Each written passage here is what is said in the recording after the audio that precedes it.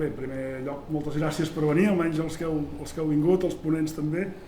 Moltes gràcies a Òmnium per cedir el local, avui i demà a la tarda també. Gràcies també al Departament de Cultura i al Francesc Serra, que ara ja no és el delegat territorial a la Catalunya Central de Cultura, diguem, però que va ser ell qui va tenir la idea d'organitzar l'Any dels Valls. Em va proposar a mi ser comissari. Jo avui estic aquí com a president de Miquelets de Catalunya, que és qui organitza l'acte, però també soc comissari a l'Any dels Valls.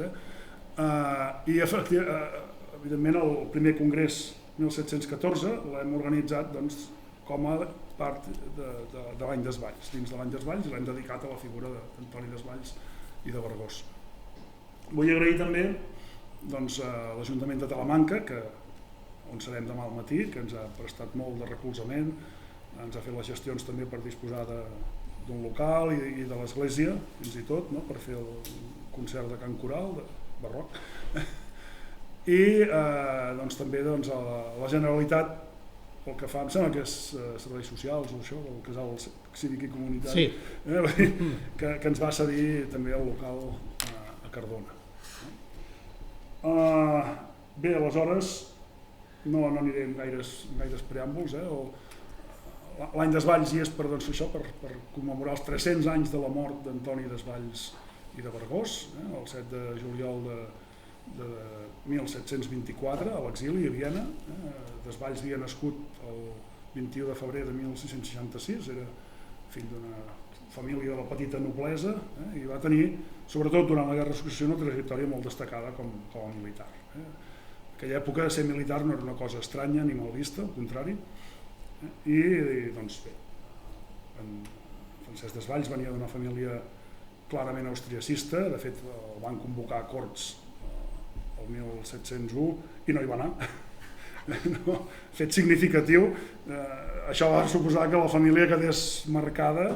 De fet, més endavant, quan les coses van anar torcent, el seu germà Manuel va ser expulsat de Barcelona. Antoni Desvalls ja havia anat cap al Poal amb motiu de l'ocupació francesa de Barcelona. I nosaltres, sí que hi haurà una de les conferències que evidentment repassarà la història de la família, demà a Talamanca, a càrrec de Josep Fernández Trabal, però la resta intentarem que siguin més centrades potser en el període de la Guerra de Successió, que de fet també és una mica el motiu de la fundació de la nostra entitat, de fer reviure, honorar aquests personatges, tant civils com militars, és igual, els que van viure aquest període convuls i decisiu per la nostra història. Res més, falten 5 minuts per l'hora oficial d'engegar, però jo, si voleu, cadascú que es presenti a si mateix, perquè així, bé, jo tinc la informació que sou tots doctors en història, alguns història moderna, altres medieval, altres, en fi, hi ha diferents tipologies, però prefereixo que us feu vosaltres mateixos 5 cèntims. Jo aniria per ordre d'autoritat. Sí, el Francesc Serra primer. Jo soc en Francesc Serra, jo soc doctor en Història Moderna per la Universitat Autònoma de Barcelona i clar, una mica com m'ha dit en Marc Clotet, fins fa poc, fins el dilluns passat, vaig ser el director dels serveis territorials del Departament de Cultura de Catalunya Central. De certa manera, des d'aquí vaig intentar posar el nom d'Antoni Desvalls sobre la taula de les commemoracions oficials, perquè no només eren els 300 anys de la seva mort, sinó que el mateix any, el 1724, el seu germà Manuel, és a dir, aquest mateix any celebraria 350 anys de naixement i 250 anys de la seva mort, a no haver entès que es considera que va morir a Viena a l'edat de 100 anys, i això un mateix any, 1724, per tant vaig pensar que era molt important que no passés desapercebut. La meva formació més enllà, soc llicenciat en Humanitats, doctor en Història Moderna, i em vaig especialitzar molt en la Guerra de Successió durant el tricentenari. Vaig fer el llibre juntament amb el malaurat Gustau Arit, que ens va deixar fa un parell de setmanes, ja, el Gustau Arill vam fer el llibre de la batalla de Talamanca, sí, a partir també d'una recerca que es va fer doncs, amb detectors de metalls, que vam localitzar les bales, no? A partir d'aquí tot va sortir a partir d'una carta del marquès del Poal. Llavors jo també era l'assessor històric de l'Aplec de Cardona, del 18 de setembre, i bueno, ja vam enganxar a partir de la batalla de Talamanca amb els herois de 1714, també a partir de recerca, sobretot amb documentació notarial, no? I tota la documentació escrita, no? Sobre els personatges que van tenir algun protagonisme en aquella època, i llavors ja vam passar també una mica a l'assessorament del documental del setge de Cardona, 1711 el setge, que es va emetre per TV3, el 1712, l'11 de setembre, in prime time, el 1712, no, 2012, exacte. Sí. I tot això hi vam participar. Sí, exacte. En els rodatges, sí. I d'aquí ja vam passar amb el llibre de Cardona, el llibre oficial, no?, de Cardona, la resistència 1705-1714, la guerra a l'interior, i llavors l'últim que vaig fer sobre el tema, l'últim que tinc publicat, és el de 1713, la preparació de la guerra dels catalans, juntament amb en Francesc Riart. Una mica, estem una mica especialitzats també amb la guerra de successió, i que amb els germans Desvalls els he vist documentats molts cops. Molt bé. Bé, se sent bé, no entenc? Sí. Bueno, jo soc en Gerard Pamplona, se'm fa una mica estrany presentar-me, però intentaré ser breu. Jo soc doctor en Història per la Universitat Pompeu Fabra. Jo he estudiat els mecanismes de repressió aplicats a tots els territoris de la Corona d'Aragó en el context de la Guerra de Successió, amb perspectiva internacional, i actualment estic de project manager a un màster Erasmus Mundus de la Universitat Autònoma de Barcelona, i també faig classes a la UOC i a la UB d'Història. Sí, doncs jo soc David Ferrer Gispets, soc doctor en Història Comparada, Política i Social per la Universitat Autònoma de Barcelona, i ara soc investigador postdoctoral a la Universitat Pompeu Fabra, o sigui que ens hem intercanviat les universitats amb en Gerard. Jo, les meves investigacions normalment van a l'entorn de l'exèrcit borbònic i del proveïment militar dels exèrcits durant el segle XVIII, per tant és una etapa posterior a la Guerra de Successió, però per poder-la entendre bé i contextualitzar-la doncs també vaig fer recerca sobre tota la part econòmica i de finançament de la guerra a l'època de la Guerra de Successió. Llavors suposo que d'aquí també ve el fet de que coneguem una mica els desvalls i la seva acció, diguem-ne, com a grans protagonistes de moltes de les batalles i accions militars i també de les gestions d'aquest conflicte. Molt bé, moltes gràcies.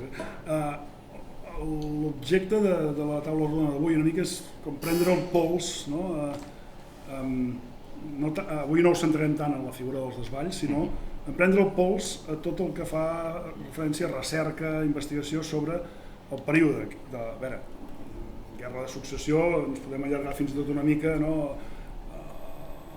La guerra que és com en diuen, de la Convenció, és la de després, no? La Quàdruple Aliança. La Quàdruple Aliança, ara no em sortia el nom. Sí. Però bueno, en fi, una mica...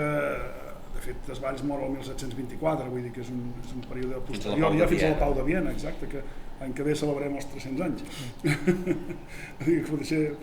Potser podríem fer alguna cosa, també. En parlem perquè s'ha de fer alguna cosa. Sí. Aleshores, una mica era... Clar, nosaltres, molts de nosaltres almenys vam viure l'efervescència sobre el període, hi havia pressupostos, hi havia calés, hi havia interès, hi havia fins i tot interès personal d'alguna gent de treure llibres al preu que fos, no, també. Una mica, jo us demanaria, no sé, com veu viure el període i una mica què considereu que ens n'ha quedat, no? Si va ser una cosa positiva i hi ha expectatives de continuïtat, encara que sigui, evidentment, no amb la intensitat d'aquells dies, però no sé, jo penso, per exemple, una cosa que encara existeix, però que potser perillaria a nivell turístic, la ruta 1714, no? La web encara està activa, per exemple, i bueno, hi ha uns continguts interessants per qui vulgui veure patrimoni relacionat amb el període, no? Hem estat mirant, intentant fer algun conveni de col·laboració amb patrimoni, no hi ha hagut massa interès, però sí que hem aprofitat per anar veient l'estat, per exemple, dels tòtems, no? de la senyalètica que hi ha, i bueno, Déu-n'hi-do el bé que ha aguantat. No? Ara, 10 anys més no sé si els aguantarà, és una altra història. O bé el tema de publicacions, llibres, les webs, algunes han caigut ja, no? No sé, us deixo una mica que em feu aquesta valoració de com ho veu viure i com veieu el que ens ha portat el tricentenari. Anem per ordre? Sí, anem fent la ronda. Jo vaig viure amb molt cansament, perquè va ser una època de molta producció, tot i que jo estava preparant el tricentenari des de feia temps. Clar, les meves investigacions a Cardona, de fet, ja comencen quan estava fent la tesi doctoral.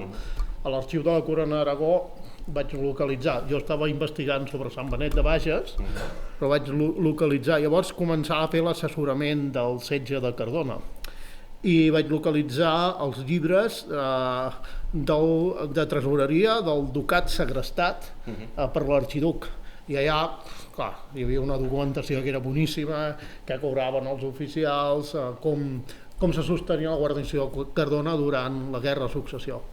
Llavors, clar, allò doncs era una veta molt important, ho vaig anar explotant, ho vaig anar, ja en aquell moment doncs preparant una mica el material,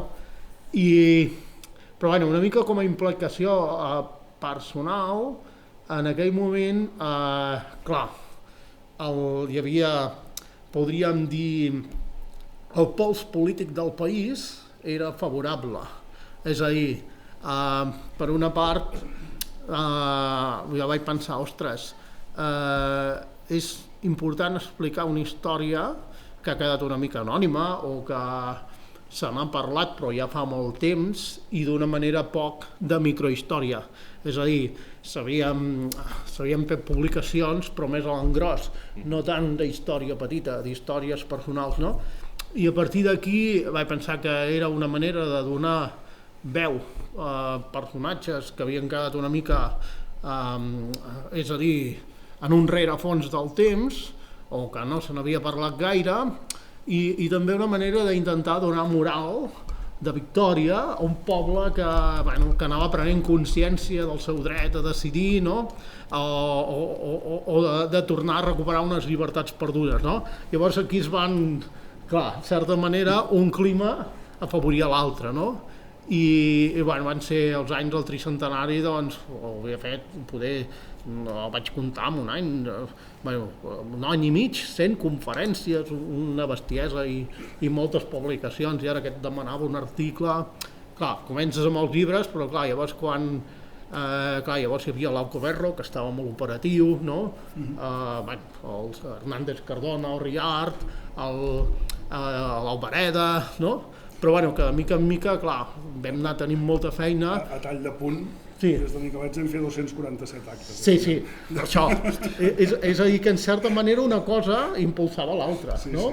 El clima polític també afavoria aquesta il·lusió, també el paper de l'assemblea, una mica. Jo crec que, i la sotregada que vam tenir també el 2017, o la frustració, doncs també, no sé, segurament que aquests actes també d'una manera del tricentenari se'ns van ressentir una mica, potser, no? Però penso que es va fer una feina molt bona i en aquell moment es va fer una feina molt bona de revisió de la nostra història. Crec que sí, i se n'ha continuat fent, però hi ha gent que encara està estudiant, però a més... Ja hi arribarem, perquè és un tema que després vull fer un... Hi ha molta gent que ha anat fent treballs sobre personatges, per exemple, el Valentí Gual, per exemple, a vegades m'han arribat coses, no?, que dius, investigacions a partir de personatges que van tenir alguna significació, no? I jo penso que és bo que coneguem un moment que va ser determinant en la nostra història, que el coneguem bé, no?, i que en puguem treure un aprenentatge. Jo potser ofereixo una visió bastant diferent, perquè jo tenia llavors ni 18 anys i estava a segon de batxillerat i acabava de fer la CL. O sigui, però crec que aquesta visió que diré jo ara potser complementa el que heu dit vosaltres, de com es permet tot el coneixement que es genera des de les institucions a la societat. Jo t'he dit que del tricentenari no me'n vaig enterar ni d'un acte. I els meus companys tampoc. I tot el meu entorn, que considero erudit, que tots són graduats, poca cosa. És a dir, com s'arribava a la societat, i crec que això pot enllaçar una mica amb com està el panorama actual, aquesta efervescència potser no va permear prou bé en totes les capes socials de la societat, potser es va conduir cap a una visió més parcial i per tant marginava qualsevol alternativa o debat que es pogués fer. És veritat que va alimentar, el context del 2014 òbviament influencia, i aquesta efervescència al mateix temps potser va generar tant suflé que ara mateix hi ha una ressaca encara emocional i intel·lectual en aquest sentit que ha fet que es percebi com quina mandra, deixeu-me, disculpeu l'expressió, o com aquella, diu, si ja s'ha fet tot del 1714. I en aquest sentit, el David i jo, que crec que representem la nova fornada d'historiadors, ens trobem un panorama d'un tema que es va gastar molt, es va desgastar, es va posar cap a una banda i s'han engegat molts mites, com hem comentat abans, i ara ens trobem la feina de reconstruir la narrativa, que no per això vol dir que s'hagi de destruir tot el que s'ha fet, òbviament, perquè formem part d'una tradició historiogràfica, però sí que ja replantejar-nos com és la guerra, com es provoca, com l'entenem, quin és el nivell internacional, i en aquest sentit jo crec que és clau, molt clau, la difusió i emprar nous canals de comunicació en aquest sentit, perquè si volem arribar al públic, o almenys que la gent tingui una noció mínima del conflicte, s'ha de permear d'una altra manera. Llavors, jo crec que aquests actes són extremadament claus, però jo crec que s'ha d'entrar també per altres mecanismes ja. I en aquest sentit entro... Com ara? Bueno, aquí és una batalla, entrarem a una definició més de batalla cultural i com s'arriba al gran públic, i aquí són els mitjans de comunicació que tenen un paper fonamental. Parlem des de la corporació, des dels mitjans, des dels diaris... Com no els controles, clar. Ahí està. Bueno, no, totalment, però això potser és un debat que hauríem de tindre fora de micro. Però el que jo us vull dir és que jo el tricentenari de fet no sabia si estudiaria, quin grau faria, i des del meu moment vital que estava amb 17-18 anys, poca cosa. Sí que hi havia la visió idealitzada més romàntica del que significa el 1714, llavors aquesta imatge de resistència a ultrança, heroica, una visió molt mitificada, que no vol dir que no fos així en certa mesura, però que a nivell historiogràfic no permet entrar en la qüestió. A banda que el tema ultrança, en el període els contemporanis no el fan servir mai. És un terme que s'ha inventat després i que nosaltres intentem rebutjar ja. Ni resistència. Ells van fer un plantejament possibilista de continuar la guerra i guanyar-la. De fet, si no és per la intervenció de Lluís XIV, Felip V no guanya la guerra, així de clar. És la meva primera intervenció. Sí. No, gràcies, és interessant. Jo suposo que es dic al mig, perquè, no, és veritat, clar, a mi em va enganxar els primers anys de la carrera. Bueno, no, de fet, em va enganxar en plena carrera, sí, bàsicament. I llavors, clar, jo sí que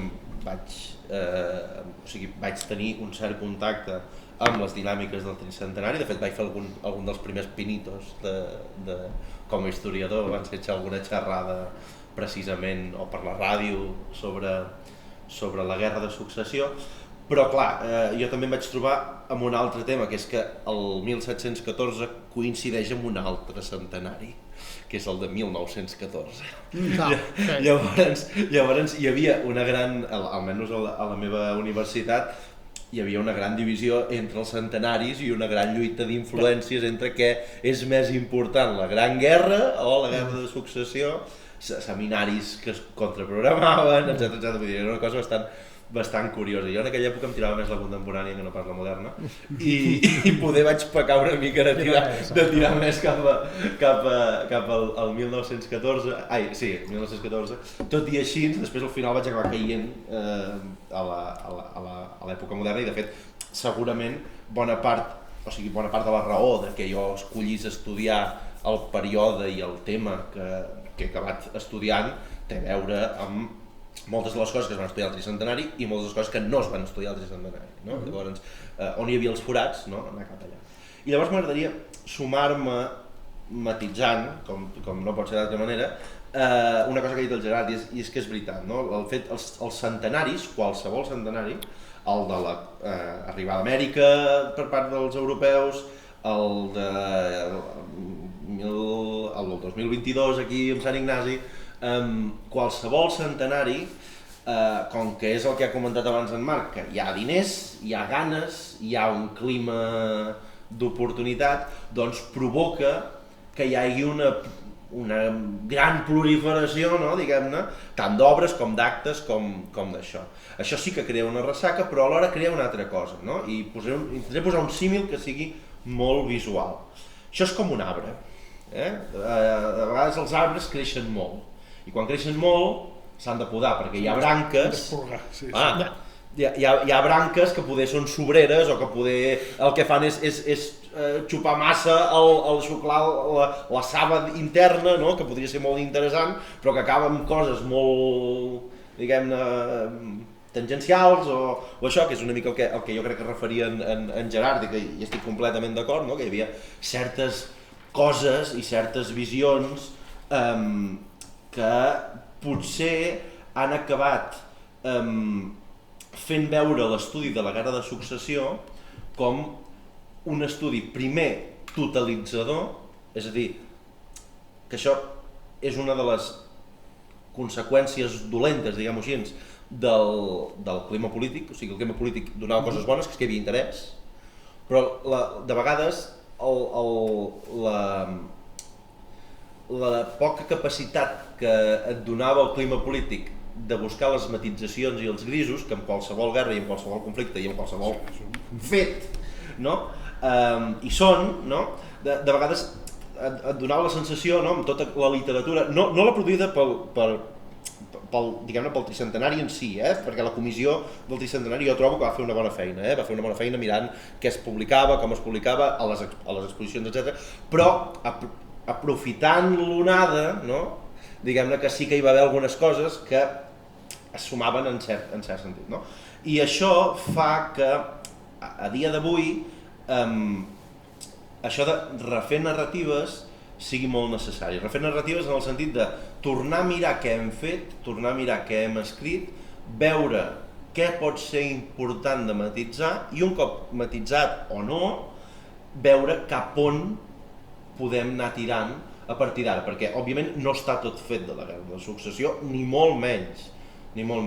I potser una de les coses que hauríem de fer, i això que consti que és d'interès i que és una cosa que hem parlat amb en Gerard moltes vegades, és que nosaltres com a catalans hauríem de començar a analitzar la Guerra de Successió com una cosa que va molt més enllà dels catalans.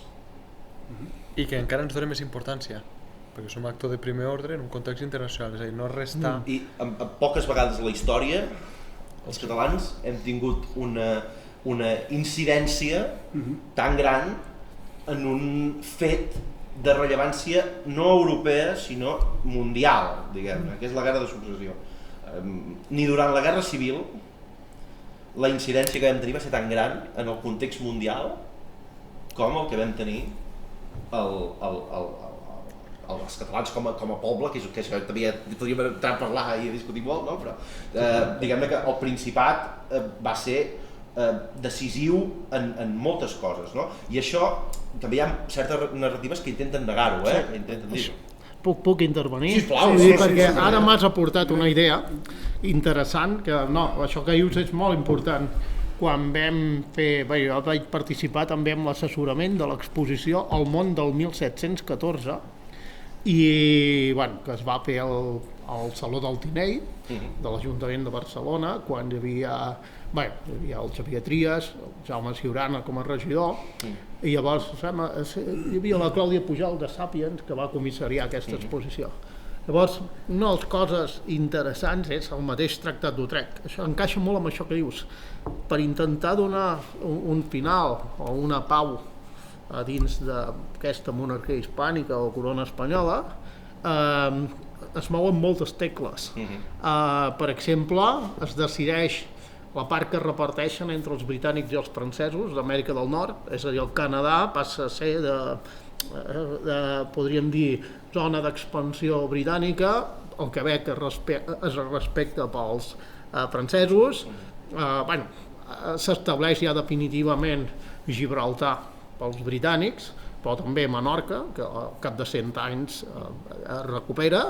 És a dir, hi ha tot un moviment de puzzle mundial que en certa manera sí que podríem interpretar que és per solucionar aquesta qüestió de dos reis que es disputen un mateix territori, no? Que estem vivint a casa nostra, no? I el món de les colònies, perquè clar, el món del 1714 és un món d'imperis colonials i un món en lluita on les potències europees s'estan repartint el món, i allà diuen el Tractat d'Utrecht no és un tractat, són uns quants tractats bilaterals entre diferents països, no? Sí, i es diu a tu toca això, a mi em toca això, no? És a dir, que és el que encaixa, no? També que li dona una visió més a l'engròs. Jo, a veure, una mica, per seguir una mica els punts que teníem marcats, però bueno, té continuïtat amb el que hem estat parlant ara. Clar, a mi a vegades em demanen, ostres, els Miquelets ara què feu, no? Nosaltres hem néixer una mica la intenció d'apropar gent al món de la història, a conèixer la història d'una forma visual, vull dir, ostres, ens veuen, ens pregunten i a partir d'aquí és una porta d'entrada, no pretenem fer grans estudis ni res, però bueno, sí que hem hagut de fer molta recerca per fer uniformologia, evidentment.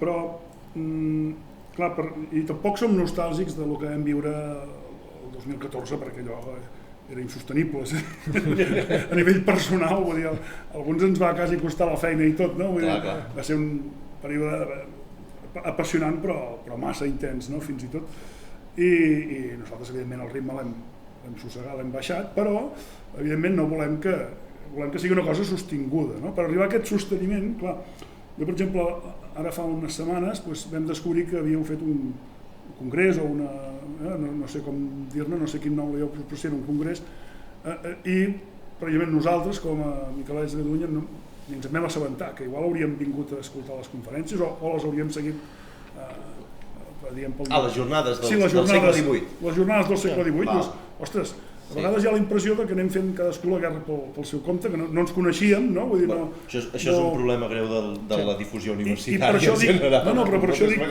una mica de dir, ara mateix, saber una mica quins grups de treball tenim constituïts, si només hi ha aquest grup, potser dins de l'àmbit universitari vosaltres us coneixeu, dins de l'àmbit de recreació també som uns quants grups que ens coneixem, però potser hi ha més àmbits que desconeixem i que ens hauríem de coordinar d'alguna manera.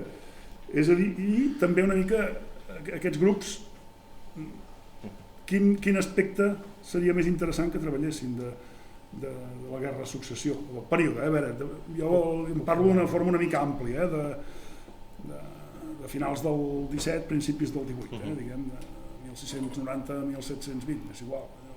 Queda enregistrat això que diré ara, no? Sí, tot queda enregistrat, però tranquil. Bueno, qui ens escolti, que sàpiga que és amb amor i amb carinyo. Seré políticament bastant correcte, tenim un problema molt greu. Un problema molt greu de sinergies i un problema molt greu d'entendre el que significa estudiar el que estudiem i la significació que té tant pel país com l'estudi de les societats humanes contemporànies. Tenim molts pocs llaços interuniversitaris. Crec que la marca de cada universitat genera unes lògiques molt individualitzades, també la precarietat no ajuda en absolut en aquest sentit, i el MELIC.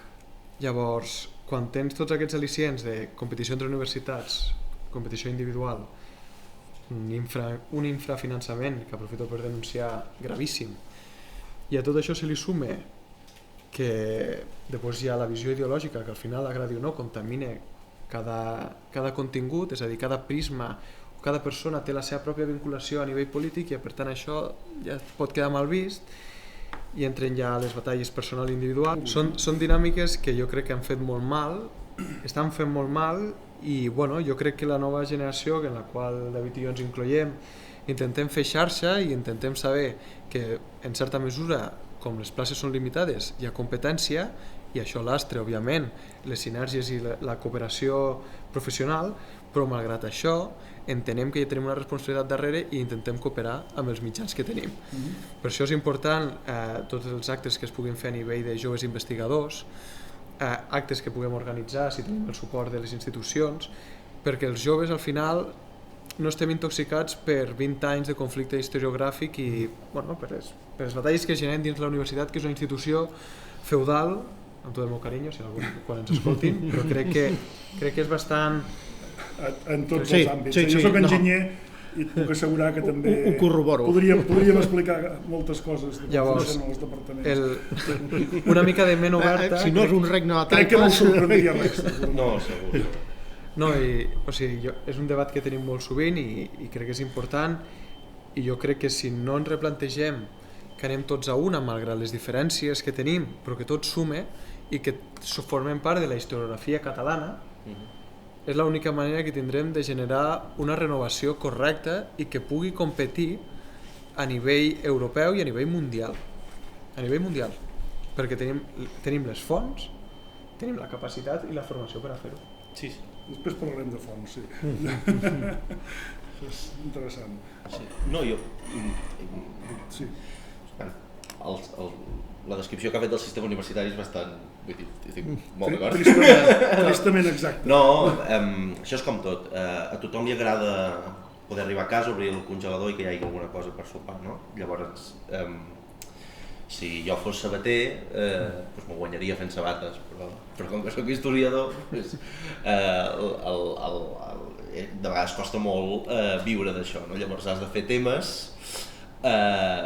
que et puguin quadrar amb línies d'investigació que te les pugui comprar no només la Generalitat de Catalunya, sinó també el Ministeri o la Comissió Europea, no? I bé, com a tots els temes del món, tot és una qüestió de pasta, una qüestió de diners i és una qüestió de finançament. I sobretot el que et dona això és una cosa que hauríem de fer més, en general, que és el debat obert i descarnat, que és potser el més gran error que moltes vegades ha comès certa historiografia catalana, no? Que és aquesta idea que és una imatge que també es té des de la historiografia espanyola de la historiografia catalana. Més enllà de certs prejudicis que també existeixen, però que és aquesta cosa de ells fan lo seu, nosaltres fem lo nostre, però com que lo nostre té un mercat de 500 milions de persones, és la veritat. Ja. Val? Llavors, nosaltres, i pot ser que això també sigui una mica provocador, però crec que ens hem de treure la barretina. No. Ens hem de treure la barretina i nosaltres hem de debatre d'això no pensant en el marc català i espanyol, sinó pensant en el marc general de les dinàmiques històriques. És a dir, nosaltres tenim una historiografia que treballa i fa les coses bé, hi ha de tot, però diguem, intentem, o la majoria intentem fer les coses bé, intentem fer les coses en el món científic i especialment en les ciències socials i en les ciències humanes com les nostres. El judici sobre la feina dels altres és la base en la qual s'avança, és a dir, el debat obert sobre les investigacions de l'un i de l'altre i la solidesa de les fonts, la solidesa del discurs, la solidesa de les posicions és la base que fa avançar la ciència, no? I en aquest cas crec que tots hauríem de ser una mica més oberts i proactius a l'hora de debatre. I si s'ha de debatre a Quintanilla de los Montes, es debat a Quintanilla de los Montes. I si s'ha de debatre a Estrasburg, es debat a Estrasburg. I es debat sense problemes, amb l'idioma que sigui i amb la tranquil·litat i la solidesa de la feina ben feta que hi ha del treball, que les dinàmiques de treball ja hi són. Però és important això, trencar una mica aquesta idea de la... Bueno, nosaltres ja anirem fent, i ja és el nostre i ens ho anem consumint, no? Que moltes vegades encara existeix. No? I aquesta contraposició s'ha de fer debatent i de cara. No? Jo aquí sí que voldria dir que nosaltres com a associació, per exemple, amb això ho hem tingut sempre molt clar i de fet ja de bon inici potser una mica el motiu del naixement de l'associació també va ser tema personal meu en aquest cas, però que després he seguit trobar molts companys de viatge, no? Però que tu veies aquesta visió romàntica que hi havia de poble en armes i de... bueno, part era veritat. Sí, això és cert. Però el quadre aquell famós amb barretines i amb trabucs, i dius, a mi no em quadrava, perquè dius, a veure, escolta, a principis del segle XVIII a Europa no hi havia aquest tipus d'uniformitat ni d'armament, no tenim per què ser diferents nosaltres, no? I aleshores aquí vam començar a escarbar. No? Evidentment es va trencar aquest tòpic, no? Van desaparèixer les barretines, literalment en aquest cas. Tu has dit en un sentit figurat, ho sé, però nosaltres hem arribat al terreny a fer-ho. Que va molt bé amb aquest fred que fa les barretines. I el tema que dius de col·laborar, nosaltres almenys com a grups recreadors, com que també del 18 són poquets, són poquets però ben avinguts en general, no? Vull dir, per exemple, tenim molt bona relació amb els grups d'Almansa i també amb altres grups, sobretot els del nord d'Itàlia, que recentment un d'ells ha celebrat els 50 anys, no? I bé, ens cuidem molt tots, no? Intentem mantenir el circuit de recreacions una mica, vosaltres en aquest sentit França queda al marge, però... Sempre. Sou essencials amb això, de fet, perquè dèiem nosaltres, és a dir, la connexió entre el món civil, una mica Gramsci i els intel·lectuals, disculpeu que ens fiquem aquesta etiqueta, que tampoc és, en certa mesura... Nosaltres som intel·lectuals de comarca. Jo no vull fer... S'ha de fer una sinergia i una crítica que tenim, jo personalment, contra el gremi d'historiadors acadèmics, és la falta de creure's el paper i de dir, si he d'anar a fer una xerrada a Castellterçol, vaig a Castellterçol a fer una xerrada, si la fan. És a dir, molts cops s'ha caigut en aquesta visió de la Torre Marfil, no? Estàs mirant, observant des de la distància, entenent que tu ets un ens a part de la societat, i no, l'historiador forma part d'ella, i és un error nostre no anar amb vosaltres, i no utilitzar-vos. De tota manera, nosaltres sí que a veure, jo segurament... I viceversa. La memòria a vegades és una mica volàtil perquè l'any que ve farem 20 anys i això ja va començar abans, vam començar a remenar la cosa. Jo crec que a mi em va obrir una mica les portes, precisament el Francesc, posant-me en contacte amb en Francesc Xavier Hernández Cardona i en Riat, que almenys als inicis van ser absolutament els nostres mentors, no? El que precisament ens van ajudar a trencar aquest mite de la barretina i el trabuc, no? I a vestir-nos d'una forma més acurada, no? I després evidentment s'han anat descobrint nova documentació, s'han anat fent noves aportacions, però va ser el punt d'inici per nosaltres. En el fons són historiadors, no? I potser sí que tenen el seu viatge polític. Tots el tenim. També el tenim nosaltres com a recreadors a vegades, però en fi. Jo penso que s'han dit coses molt interessants i s'ha fet una bona diagnosi. A veure, és obvi que falta arribar a la societat civil, no? Una mica, el país funciona d'aquesta manera, cada universitat al seu rotllo, una mica cadascú a la seva, falta una coordinació. A vegades els esdeveniments, les commemoracions oficials han de servir una mica com a incentiu per proposar-se un objectiu. En el tricentenari sí que és veritat que va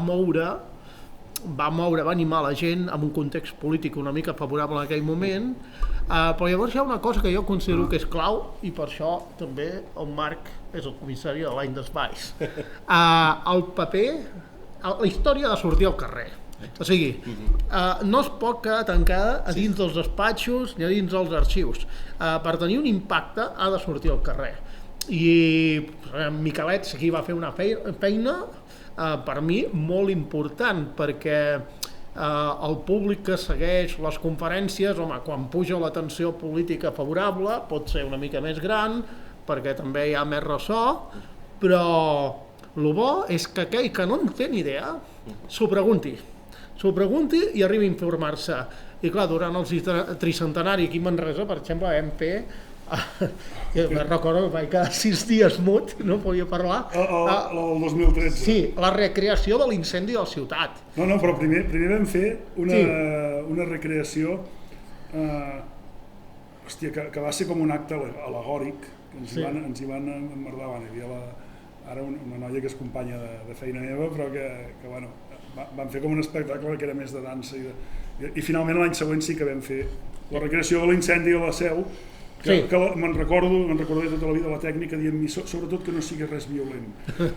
I jo, tranquil·la. Després vam fer el que vam voler, no? Però òbviament era un acte d'extrema violència, no? Però a Cardona mateix, des que vam començar amb l'obra de teatre al Castell, i la manera com va anar creixent també fins al 2014 de volum i també finançament als explosius. Al final, ostres, la gent de Cardona, a més fèiem unes caminades que venien 200 persones i més, i hòstia, alguns que els veies amb la cara que se sentien orgullosos de ser fills del poble que més va resistir, no? És a dir, el que és molt clau és fer sortir la història al carrer. Per això una mica al Congrés també hi ha aquest apartat cultural, que farem que si la dansa, que si la música, la visita al Museu del Barroc, però també les visites guiades pel carrer, que a més hi posarem la nota de color d'alguns recreadors vestits, no? Que res, són, sense voler menystenir els nostres recreadors d'adorno, entre cometes, però que aprofitarem per explicar el patrimoni que tenim a Talamanca, a Cardona i a Manresa. Feu més feina de divulgació, és a dir, permeu molt més vosaltres, Efecte Talcadòlic, que puguem fer el David i jo, i mira que som dels més motivats de fer xerrades. Però necessitem la vostra aportació, en aquest sentit, de desenterrar dades. Utilitzeu-nos. Que això és el següent pas que volia jo ara abordar, no? Una mica, és a dir, clar, el tricentenari es va escarbar molta documentació, també es van parir alguns llibres infumables, jo no diré noms, però n'hi ha algun que dius, hosti, cada cop que me'l miro trobo més inexactituds i incongruències, no? Però clar, el fet de... Imagino que evidentment no hem escarbat ni un 10% de les fonts, és igual, podré més, no? Però de dir, quines expectatives tenim amb aquestes fonts? De dir, hi ha molt per córrer encara, o, clar, nosaltres tenim les clàssiques, les narracions històriques, l'anàlisi de Catalunya, la Gazeta de Barcelona, coses de l'arxiu de la Corona d'Aragó, Simancas poder no s'ha escarbat tant, el que sí, fins i tot l'Hospital de la Santa Creu, no? Sí, bueno, l'Adrià l'ha treballat molt el fons de la Santa Creu. Hi ha més coses, però clar, què podem aspirar? Sí. Clar, i no només arxius d'aquí, hi ha a París, al Xat, París, etc. Simancas, evidentment. Hi ha moltíssimes coses. Simancas no tant. No, Arxiu Histórico Nacional és on hi ha coses de la Guerra de Successió, perquè en la història arxivística dels dos arxius, diguem-ne que la divisió va anar diferent. Però és que fonts n'hi ha per parar un tren. Clar, vull dir, començant per la font més bàsica i poder menys evident, de protocols notarials, hi ha una passada de protocols notarials del període 1700-1725, que només per consultar això els fons notarials dispersos per Catalunya ja seria una brutalitat, però més enllà d'això queda molt per investigar, especialment a fora. A fora Nàpols s'ha d'investigar, perquè a Nàpols hi ha molts documents que van sortir de Barcelona el 1713 i que havien d'anar cap a Viena, però que al final es van quedar a Nàpols perquè el Consell d'Espanya de llavors, que n'hi deien així, molta cosa es va quedar aquí.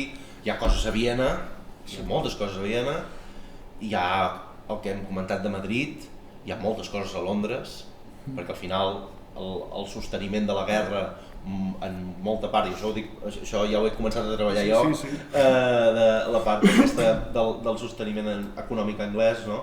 Però hi ha molta documentació. Tenim un gran diàleg amb professors i amb estudiosos anglesos que per la seva banda ens han tocat molt tangencialment, però que nosaltres podem donar una altra edat. N'hi ha algun que malauradament ja no hi és, però que era molt prometedor, com el doctor Aaron Graham, que va morir molt jove fa molt pocs anys i que té una obra sobre la corrupció i el finançament de la Guerra de Successió a Anglaterra que és extraordinària i que es pot vull dir, fa molt de servei a tots els fronts, tant peninsular com també europeu. Portugal, els arxius portuguesos també s'han d'explorar, perquè al final Portugal era un cap de pont molt important durant la guerra.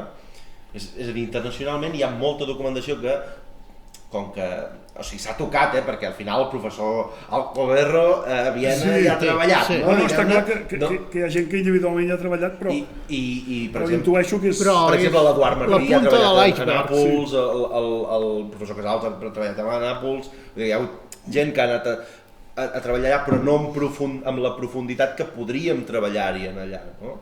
Perquè és necessari. I quins aspectes treballant, no? Inclús a París, al Xat, el Servei Històric de l'Armada de Terra, el Chateau Vincent, ja has estat al Chateau Vincent. Mesos.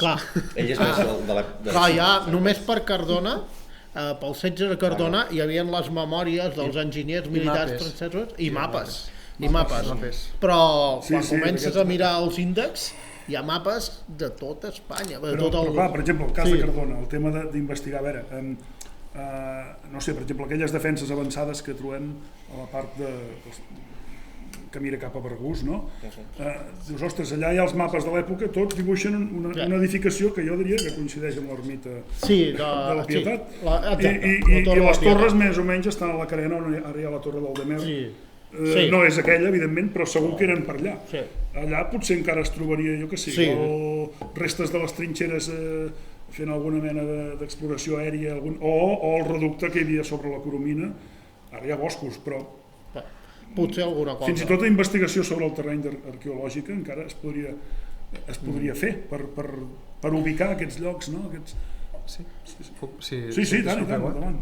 Bueno, complementant el que ha dit el company David, la història de Catalunya s'escriu des de fora també. És a dir, aquí trobem, jo crec que s'ha fet una feina extraordinària a nivell d'història local i comarcal, i això ens genera una base molt rica que ens treu feina del damunt i ens permet mirar més enllà. Què vol dir això? Vol dir que si anem a París, si anem al Regne Unit, si anem a Nàpols, si anem a Viena, trobarem una quantitat de fonts complementàries que enriquiran tota la història local que s'ha fet, però amb una perspectiva dels de fora enorme. Explico. Jo, per fer tot l'estudi de la repressió de tota la Corona d'Aragó, València, Mallorca, Catalunya i Balears, Sardenya, no? Corona d'Aragó, no ho oblidem,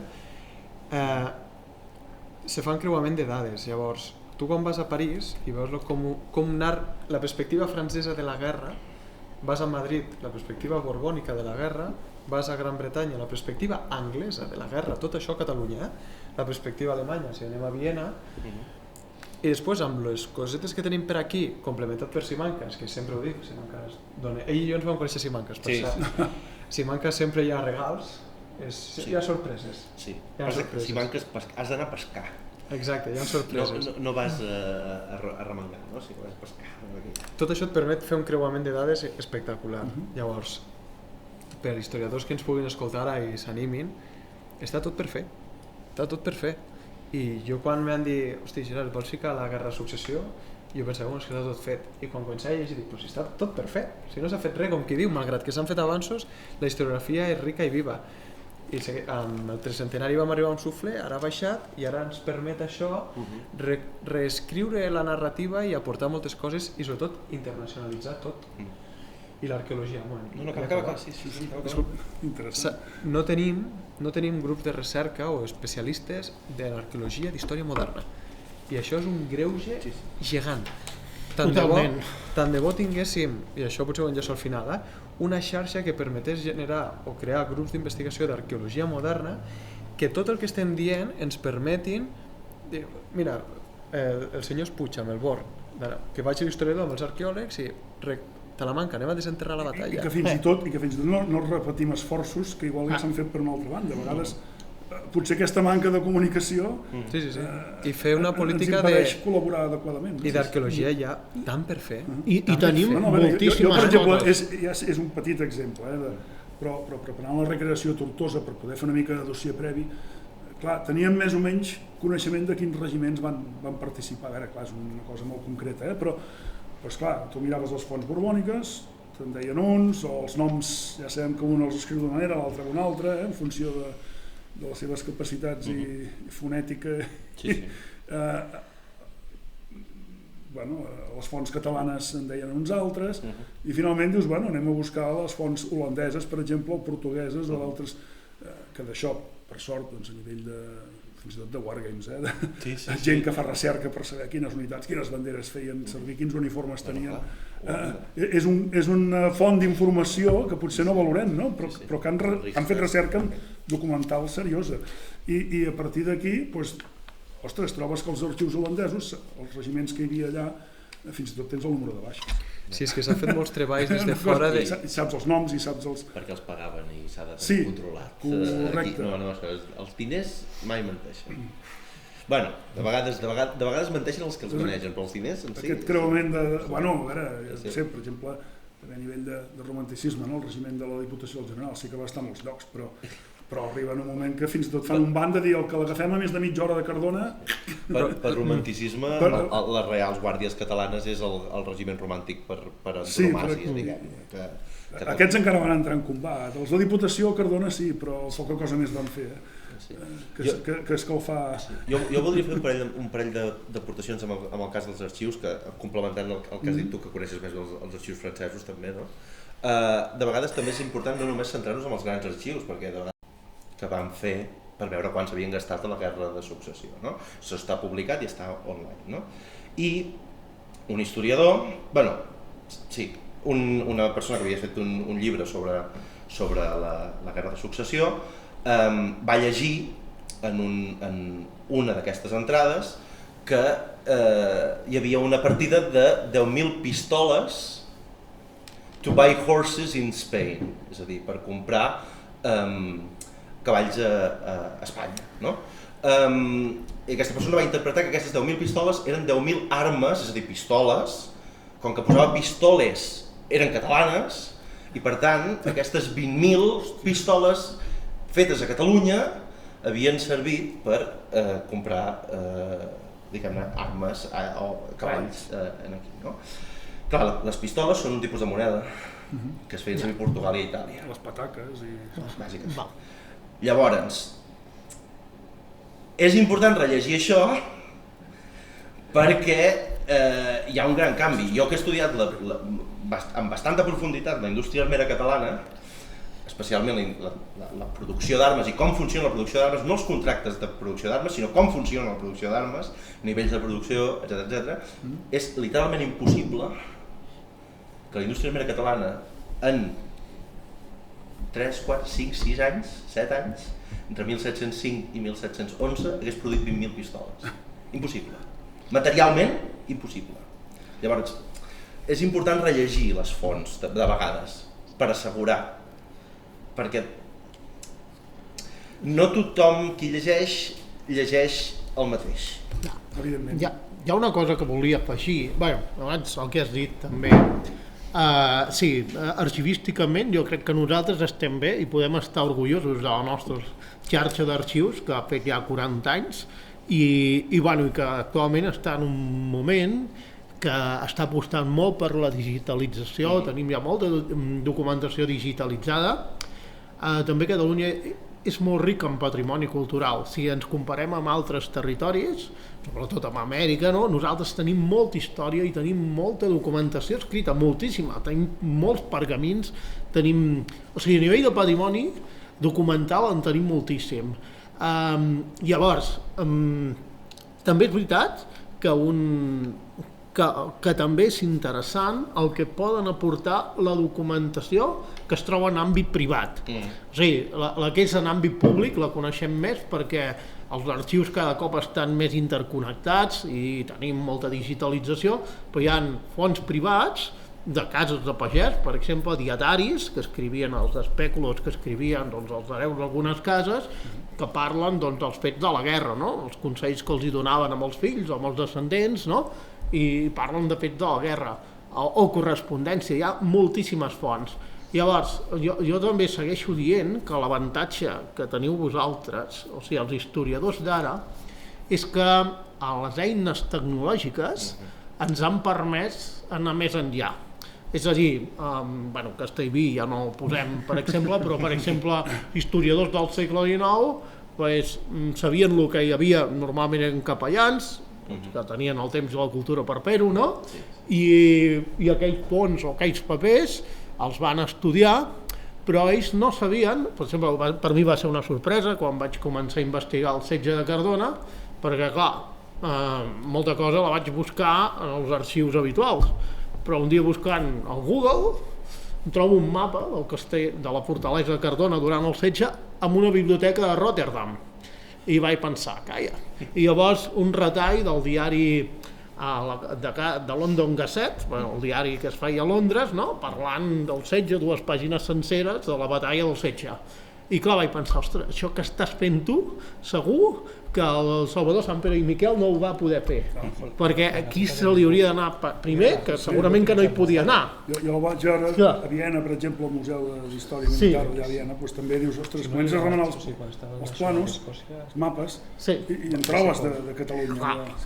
I llavors, tota aquesta revolució tecnològica que hem viscut, que ells són gent del segle XXI, poden fer una revisió amb un coneixement molt més ampli que no pas els que la van escriure al segle XIX o al segle XX, no? Jo arribats aquí voldria plantejar un últim bloc, perquè, no per acabar, perquè després puguem tenir una mica d'estona per si algú vol plantejar alguna qüestió, algun dubte, però clar, per vehicular tot això, és a dir, perquè hi ha molta feina per fer, estem com desconnectats en certa manera, no? Clar, quines propostes podríem tenir per canviar aquest panorama actual, no? Bé, nosaltres, per exemple, el que portem al cap de fa molt temps, el que passa que no trobem suport institucional, és crear un centre de documentació i un d'interpretació, en fi, que una mica també per atreure, o sigui, en base a l'experiència que hi va haver al Born durant el tricentenari, que l'exposició va ser, jo crec que ho podem qualificar d'èxit rotund, no? I la llàstima és que allò no s'allargués i que per temes polítics, penso jo personalment, es foragités l'exposició, que estava pensada per ser temporal, sí, però que es podia haver convertit en permanent en alguna cosa d'inversió, també. Aleshores, és un tema que donaria molt per parlar. Però nosaltres havíem plantejat de fer-ho fins per aquí a Manresa, hem parlat amb incomptables regidors, han anat passant els governs, tots et donen copets a l'esquena, està molt bé, havíem estudiat com a ubicació la fàbrica de l'Aranya, l'església de Sant Francesc, fins i tot a l'Aranya havíem tingut un projecte fet per l'Hernández, valorat i tot, però en fi, els canvis no perdonen, ara hi ha unes oficines de la Generalitat, genial.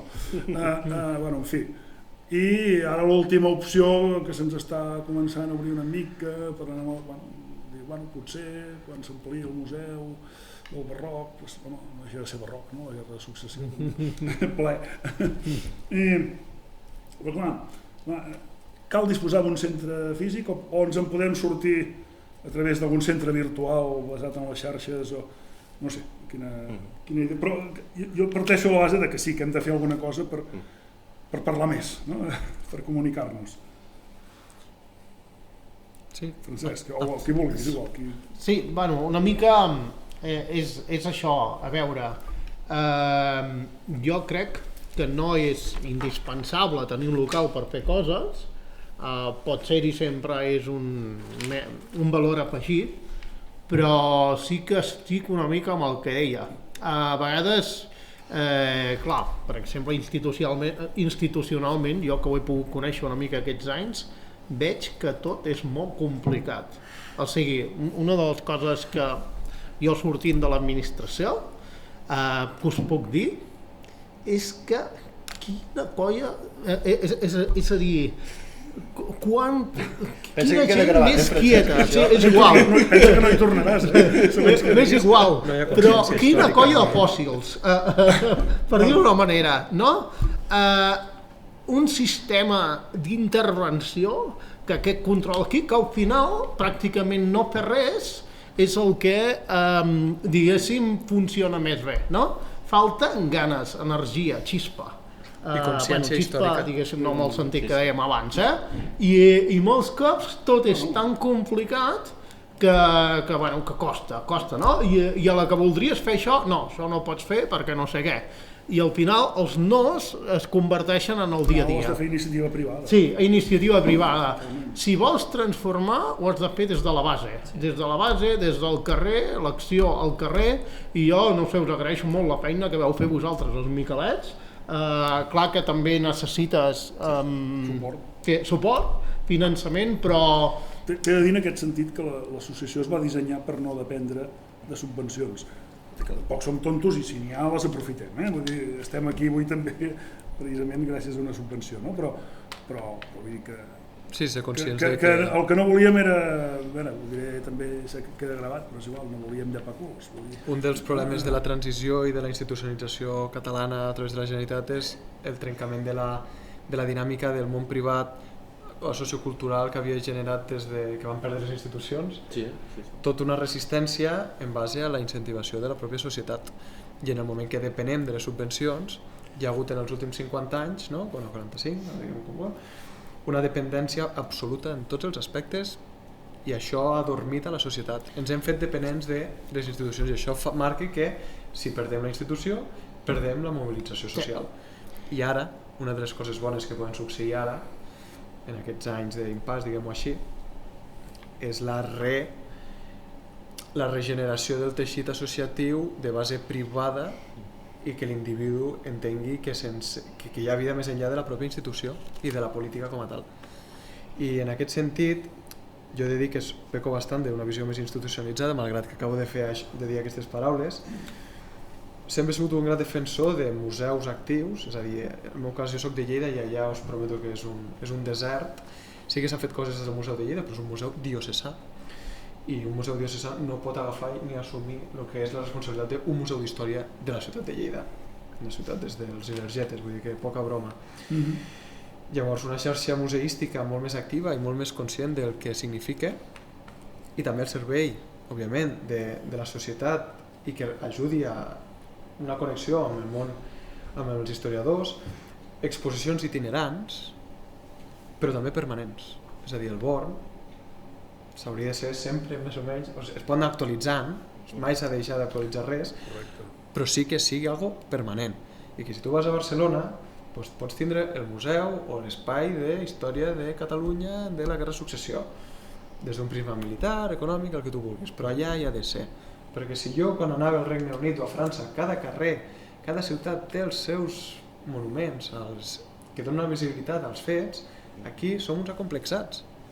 Bueno, el tema dels monuments també donaria per molt. Però som uns acomplexats d'aquest aspecte. També és una forma de cridar l'atenció. I no fa falta ser un romàntic o un ultranacionalista per defensar una presència de la pròpia història, inclús europea. Potser no fa, diguem Moragues, però també podríem tindre una d'Erasmus de Rotterdam. Sí, Moragues precisament em deixa bastant heavy, no?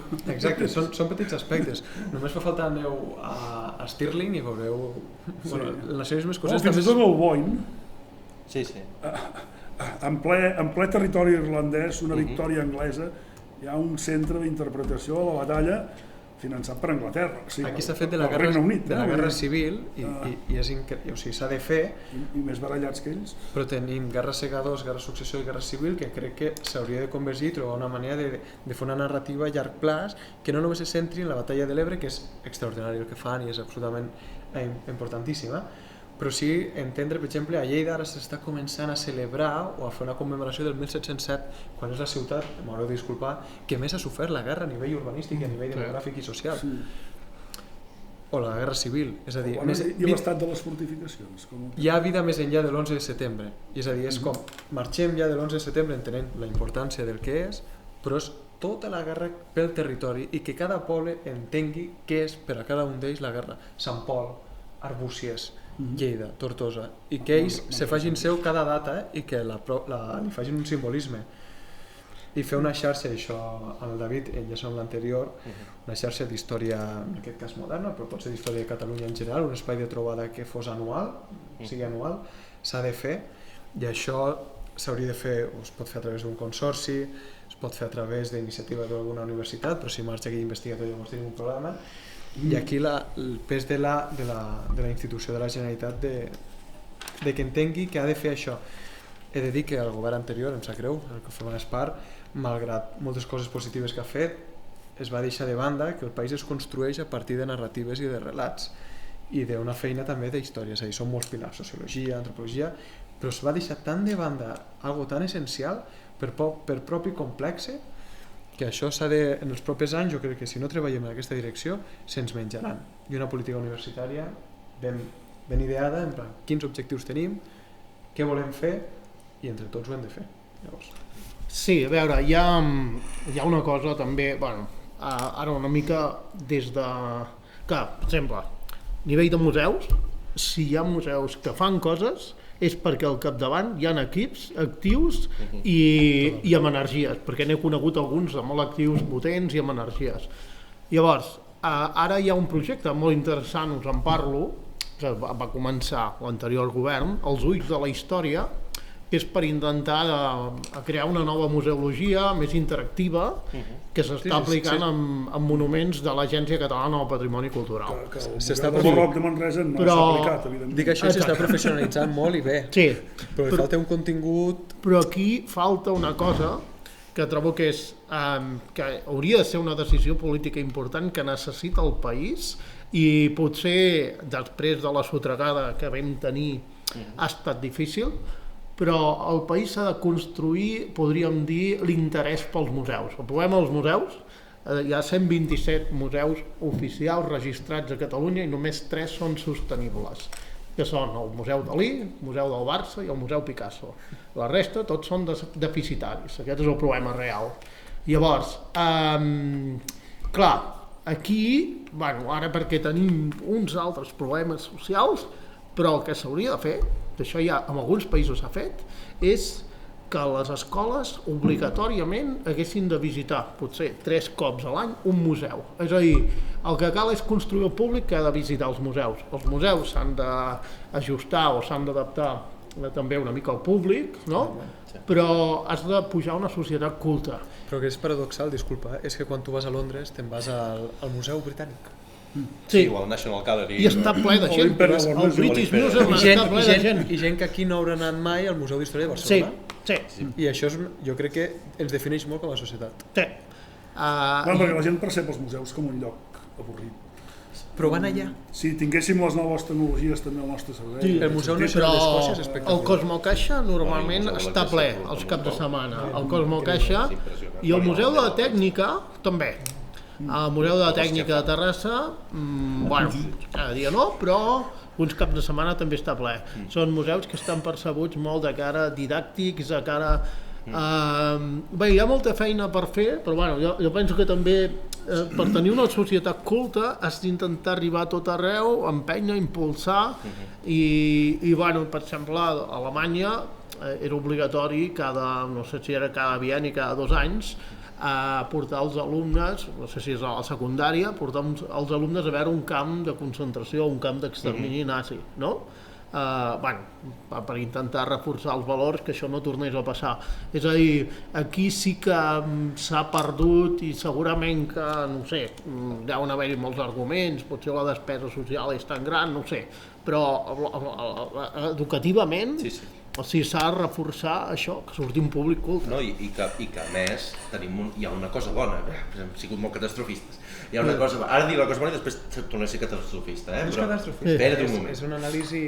Sí, no, però el bo dels museus de Catalunya és que hi ha una grandíssima varietat de museus de Catalunya. És a dir, hi ha museus de coses molt diferents, des del Museu de la Joguina fins al Museu del Molí Paperer de Capellades, el Museu d'Història de Catalunya, el Museu d'Història Natural, que també està molt bé i que sempre està allà oblidat, però que és un bon... Vull dir, hi ha molts museus molt diferents perquè es visitin, no? I jo voldria tornar un moment al tema que tu has introduït i que trobo que és clau per entendre com estem. I més en lloc on som ara, físicament, que estem a 5 cases d'on va néixer el fundador de Caixa Manresa. Exacte, Manuel Oms i de Prat. La Caixa Manresa, les caixes catalanes, van fer, mentre van existir, ara ja no n'hi ha cap, encara que n'hi hagi una que faci veure que ho és, van fer una gran tasca de difusió històrica, en el sentit que tu anaves al banc i et feien les col·leccions de llibres, era una institució privada que pagava historiadors que feien llibres, o a geòlegs que feien llibres, o a jo què sé, a paisatgistes que feien llibres, no?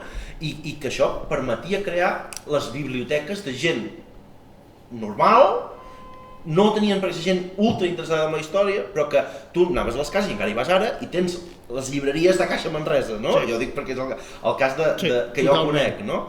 I que això queda molt poca gent, els Estebens són un exemple de resistència d'empreses privades que encara entenen que és important invertir també en cultura, també en memòria, perquè hi ha moltes, això no vol dir que a Catalunya no hi hagi finançament privat de les coses, perquè Catalunya som un dels països amb més finançament privat de moltes coses, especialment innovació mèdica, difusió de teràpies de càncers, de coses i de coses de gran interès, però de vegades una cosa que és molt pròpia a Amèrica, per exemple, que és aquesta necessitat que moltes empreses tenen, empreses privades, de tenir aquest capital social i de difondre, de crear beques d'investigació, de crear fora de les institucions públiques, perquè les institucions públiques americanes no paguen un duro, no sé que siguis l'exèrcit americà. I és veritat, i paguen i tant en les universitats com fora de les universitats, no? Hi ha aquesta idea de que és important invertir en memòria, invertir en investigació i invertir en retorn social, no? I més enllà del que és òbviament vital, doncs, invertir en tecnologia, ciència, mèdica... Forma tot part del mateix. Sí, però en aquest cas nosaltres trobo que amb la pèrdua d'aquest teixit econòmic propi de petita mitjana empresa, que és tan propi de la Catalunya fins fa 2 dies, i que ara ha anat desapareixent en bona mesura per la nostra gran inclusió en el mercat global del tercer sector, no? I que ens hem acabat convertint en això, i la mostra més clara, torno a dir-ho, són les caixes, no? Que feien una gran feina en aquesta difusió i que han desaparegut completament, i ara jo no em veig en cor d'anar a trucar al despatx del senyor Oliu i dir-li, escolti'm, senyor Oliu, pagui'm una beca d'investigació. I en canvi, potser a les oficines de Caixa Manresa poder sí que hi hagués anat i hagués dit, mira, escolta'm, som 3 investigadors de l'interior de Catalunya, poder ens interessaria fer un parell de llibres i el podríeu donar amb els plans de pensions, que sí, com abans, no? I ara això no pots fer-ho. I seria molt interessant tenir-ho, perquè realment... I només depenem de la Generalitat. I així ens trencaríem aquest cercle viciós de anem a veure quan va néixer o quan va passar això i a veure si es dona algun caler, no? Que és una mica, sap greu dir-ho, però és com estem ara, no? Vull dir, sí. I que sap greu que haguem de recórrer sempre a l'administració, perquè poder l'administració té altres coses, no? Però si no ve de la privada, doncs busquem el que podem, no? Però que hauria de ser important de mantenir aquesta idea, que abans era molt pròpia de les empreses catalanes, no? De que també s'havia d'invertir en memòria, el gremi de fabricants de Sabadell, jo què sé, coses d'aquestes, no? O AUSA, no? O jo què sé, empreses que... AUSA ja l'han comprat un grup americà. Ara ja no, però encara va donar temps de fer un llibre... És que he treballat molts anys amb el Xavier Perramon i... Saps què vull dir? Jo trobo que això és una de les coses que hem perdut i que seria interessant recuperar. Més enllà d'alguns exemples puntuals, els Estebes són, ja ho he dit, són un exemple d'això, no? Que encara continuen tenint clar que és important. La importància de la iniciativa privada, en aquest cas, que bueno, igual podríem fer un crowdfunding per finançar una investigació, no? Sí. Per què no? Vull dir... Potser trobaríem prou gent. Això és no, però ningú. No, ningú, bueno. No, però si tu conjuntes tot el que hem estat parlant, és a dir, treballar a la base, prendre consciència del patrimoni, prendre consciència i fer xarxa d'investigació, recuperar, redirigir les memòries, entendre que encara hi ha molta feina a fer, entendre que no tot ho pot fer l'administració, sumar els esforços tant d'unes institucions com de les altres, les privades i les públiques, i si tu ho conjuntes tot, pot ser que ens en sortim de l'atzucac. Al final la clau és la coordinació, és a dir, anar units amb acció, una acció unitària, no? Sí. Que remem en una mateixa direcció i ens puguem coordinar. Això ja sembla quasi una mica la